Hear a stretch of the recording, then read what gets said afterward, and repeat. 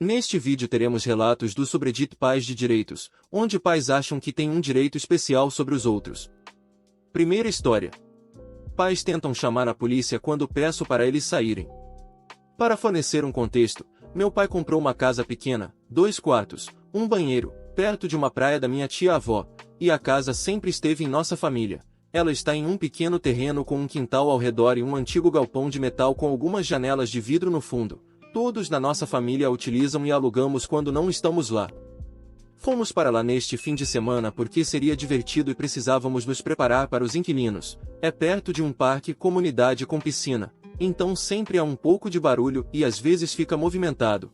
Atrás de nós, a outra casa pequena com quase nenhum quintal. Meus pais saíram para comprar alguns materiais enquanto eu fiquei em casa para fazer alguns trabalhos escolares. Eles costumam demorar um pouco porque o trânsito é terrível na maioria das vezes. As crianças costumam brincar em nosso gramado, mas não fazem muito barulho, então não nos importamos. Ouvi um barulho alto em algo de metal, mas não vi nada da janela, então voltei ao trabalho. Novamente, ouvi o barulho cerca de 5 a 7 minutos depois. Saí desta vez porque não sabia o que era. Aparentemente, havia 2 meninos, de 10 a 12 anos, jogando bola em nosso quintal. Eles pareceram surpresos quando eu saí de casa. Perguntei o que estavam jogando e eles disseram que era bola. Pedi a eles que tentassem evitar acertar o galpão e a casa. Eles concordaram e voltaram para casa atrás da nossa quando eu saí. Passaram-se 15 minutos e ouvi o barulho novamente, mas imaginei que fosse um acidente, já que as crianças não conseguem controlar muito bem os chutes às vezes. Ouvi novamente mais 4 vezes nos próximos 10 minutos. Saí novamente e encontrei as crianças em nossa propriedade novamente, mas agora com os pais. Os meninos não haviam mudado e ainda estavam chutando a casa e o galpão. Quando me viram, pararam de brincar. Pedi aos pais e às crianças desta vez que ajudassem os meninos a evitar acertar a casa. Eles pareceram irritados comigo e disseram que estavam vigiando as crianças e que eu deveria cuidar da minha vida de forma bastante debochada. Fiquei surpreso, pois nunca tinha sido falado assim por um adulto. Eu disse que não me importaria se eles simplesmente parassem de acertar a casa e o galpão. Eles disseram que eu era uma criança ingrata de férias. Respondi dizendo que o quintal em que eles estavam era de propriedade da minha família, assim como a casa que eles estavam acertando. Então eu não queria que fosse danificada. Eles não se importaram e basicamente disseram que as crianças são crianças e não sabem o que estão fazendo. Sugeri que eles brincassem no parque, a 5 a 10 minutos de caminhada, para que não acertassem nada e tivessem mais espaço para brincar. Eles pareceram ofendidos e disseram que não estavam pagando por essas coisas e que eu estava colocando os filhos deles em perigo. Eu disse que era um local aberto ao público, gratuito e que ficava ao lado de uma delegacia de polícia. Eles pareceram ignorar isso e disseram que se eu não me afastasse deles e de seus filhos, chamariam a polícia por assédio e por colocar as crianças em risco. Fiquei irritado nesse ponto e lembrei a eles que estavam na propriedade do meu pai e que poderiam ter danificado a propriedade. Eles pareceram irritados com o que eu disse e ficaram em silêncio por um tempo. As crianças pareceram um pouco envergonhadas e o mais velho parecia horrorizado e pediu para irem apenas ao parque. A mãe disse, você está certo. Nome da criança. Não devemos perder mais tempo com esse garoto ingrato. Eles foram embora prontamente, com o marido e o filho mais novo. Fiquei chocado e fiquei ali por um tempo. Depois voltei para dentro. Definitivamente, uma experiência nova e uma que não quero repetir, mas provavelmente vou encontrar novamente na vida. Segunda história. Pais querem que eu mude a nota do filho deles. Então, sou professor de inglês do primeiro ano do ensino médio. Tenho um aluno que, ao longo do ano letivo, não se esforçou em seu trabalho.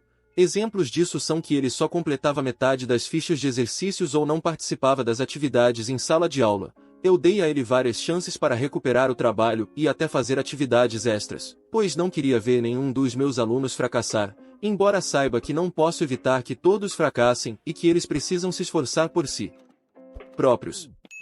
Bem, mesmo depois de tudo isso, ele continuou negligenciando e basicamente não se importava com isso. Ele se importava em passar, mas não queria fazer o trabalho, pelo que posso entender da interação. De qualquer forma, outro dia recebi um e-mail da mãe dele pedindo uma reunião de pais e professores, algo que tenho feito muito ultimamente. Já que falta apenas uma semana para o fim do ano letivo, eu concordei e marquei uma data. Bem, na reunião, a mãe começa a me dizer que seu filho está passando, mas passando por pouco.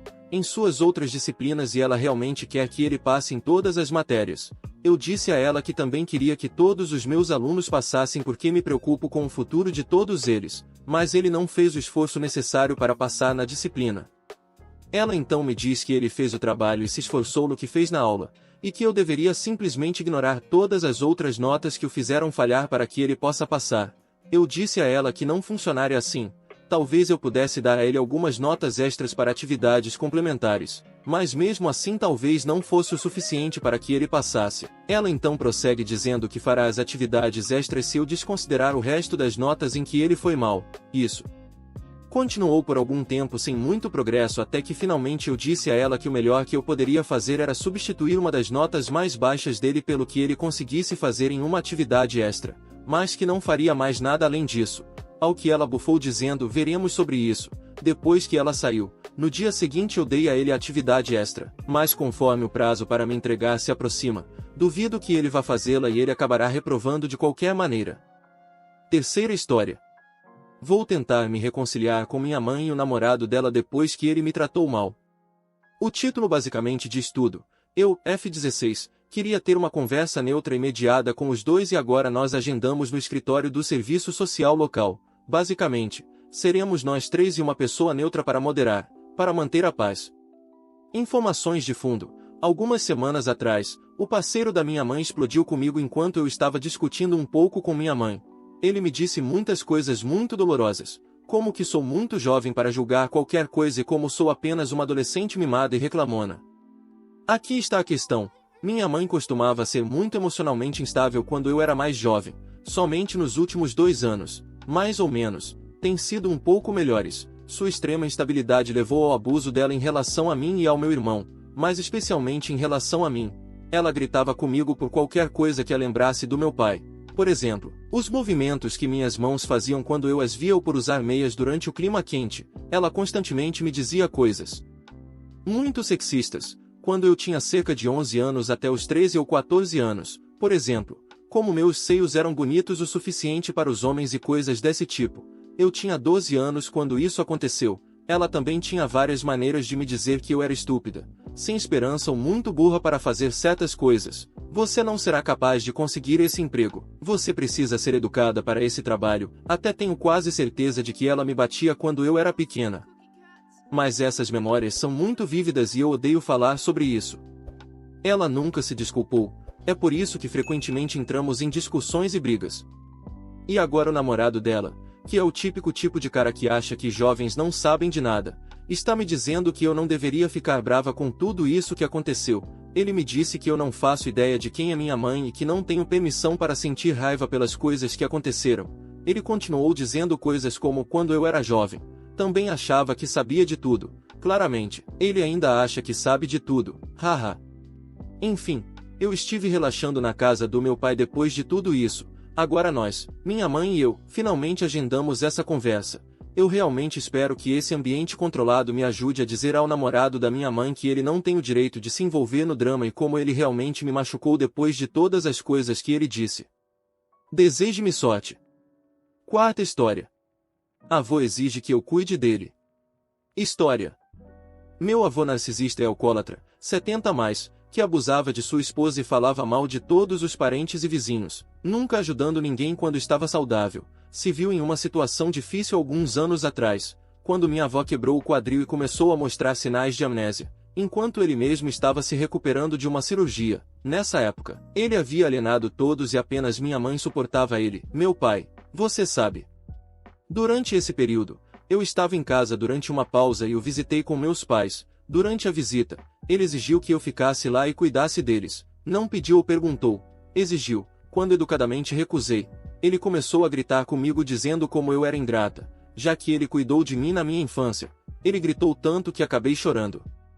Agora, para um pouco de contexto, foi criado por meus pais com a ajuda da minha avó, mãe do meu pai, 70 a mais. Ela cuidou de mim durante a maior parte da minha vida, já que minha mãe trabalhava desde que eu tinha 6 meses de idade. Meus avós maternos me tiveram por 5 dias por ano, porque eles imploravam para ficar comigo. Eu odiava ir lá, mas era obrigado. Parei de ir quando tinha 15 anos. Também vale ressaltar que sempre que eu ficava lá, minha mãe costumava dar a ele algum dinheiro também. O motivo pelo qual minha mãe não pode ajudá-los é porque, durante esse período, minha mãe trabalhava a mais de 6 horas de distância e ficava perto do trabalho. Então minha avó, que mora conosco, cuida de todas as tarefas domésticas com a ajuda do meu pai. Ele também trabalha e trabalha até tarde. Eu queria ajudar minha avó durante a pausa. Após o incidente, meu pai o confrontou e disse para ele nunca falar assim comigo novamente, mas fora do alcance deles. Meu pai acredita que eu deveria me importar mais com eles. Enfim, depois desse incidente, eu os visitei apenas uma vez e estou sem contato com eles. Minha mãe entende isso, embora meu pai tente me convencer a visitá-los mais, mas meus parentes estão me considerando a pessoa errada por recusar ajuda e cortar o contato. Você também tem avós que se acham no direito de serem servidos. E parentes que acreditam que devem ser servidos. Esses foram os relatos de hoje. Se você quiser assistir mais relatos do Reddit, clique em um desses vídeos que estão aparecendo na tela.